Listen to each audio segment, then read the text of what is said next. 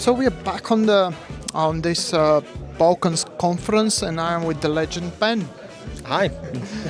So Ben, of course, you know Ben. He's been around. I had the pleasure to listen to him at adopting Bitcoin in Arnhem, and he was talking about Bitcoin standard and the opportunity cost, and it's deeply lying. This concept should be taught to everyone who has the hodl mentality.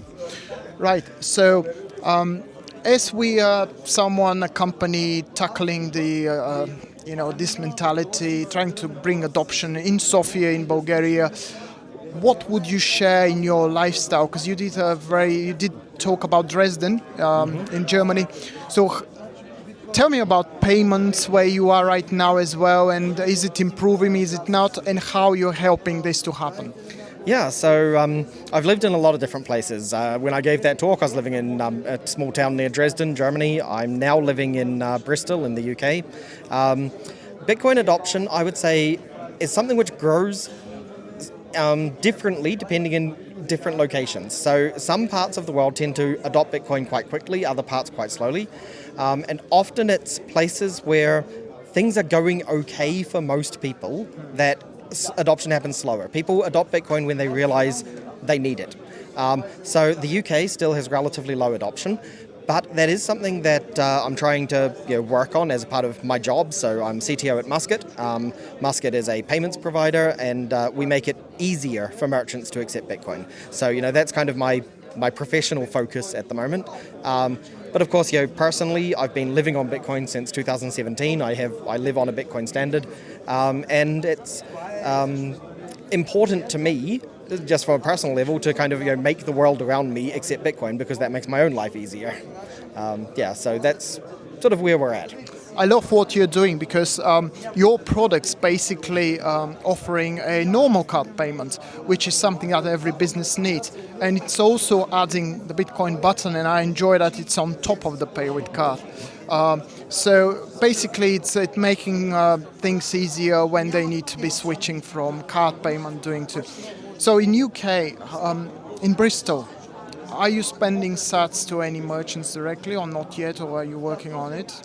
Working on it. So there's a couple of places which do take Bitcoin, but really not a lot. Bristol's kind of in one of the sort of what I call dead zones for Bitcoin acceptance, unfortunately. But definitely working on it. There was a restaurant just around the corner from where I'm currently living, but they unfortunately closed down recently. So that's one less place I can spend Bitcoin, sadly. But there are always other methods I can use to spend Bitcoin indirectly. So, for example, using a credit card, which I then pay off using Bitcoin, and so on. Yeah. How about Germany? I mean, Germany is a big topic. Like Germans, they tend to not accept new things, but they were a cash culture before COVID happened. Then they started pushing card payments, but they have very strong 21.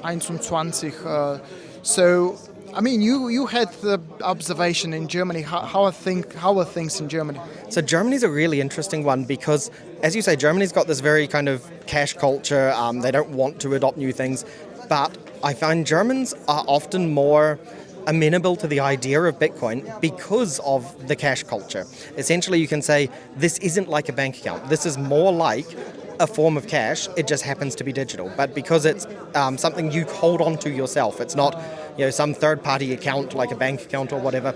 If you explain it in the right kind of way, Germans do tend to be quite accepting of it. So where I was living near Dresden itself has, I'd say, maybe 5 or 6 places you can spend Bitcoin directly, mostly sort of restaurants, that kind of thing, a few dentists, which is always an odd one. But if you go to Berlin, there's a lot more Bitcoin acceptance. Sure, in Berlin, I didn't know that. Absolutely. There's the famous ice cream shop there, but beyond that, there's a couple of really good restaurants. There's at least one hotel that I stayed at once. So Bitcoin adoption is definitely growing. You just kind of need to know where to look. That's actually pretty good news. As far as the UK, so for example, I know about this project in South London, where they have these, not a shopping centre, but quite a few merchants there, and the adoption's going pretty well. Have you been there? I haven't actually had a chance yet. It's sort of on my list of stuff to do. Bristol's pretty far from London. I'd only get over there when I've got a reason to go there, and I just haven't had a chance yet. But it's definitely on my list of places to go. There's a few areas in the UK, where Bitcoin adoption is slowly starting to happen, I would say. But I'm expecting what we're doing at Muscat is definitely going to accelerate that. We're making it easy. So one of the goals is that a merchant who doesn't even necessarily care that much about Bitcoin could potentially still be a customer and could, they say, okay, fine, I'll take it, I don't care that much. But then they actually get to see it and slowly begin to understand it, and then they start to care about it.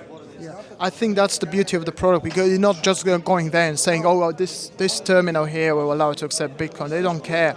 But if you go there and say, I've got these products which are outperforming or better, or even better UX, UI, and they will get it in lower commissions, as far as I know. Like, you're quite competitive on the market in that sense. Yeah, so I'm on the technical side, so the money side of things I don't get so involved, but yeah, we are definitely competitive, if not better than a lot of the other competition.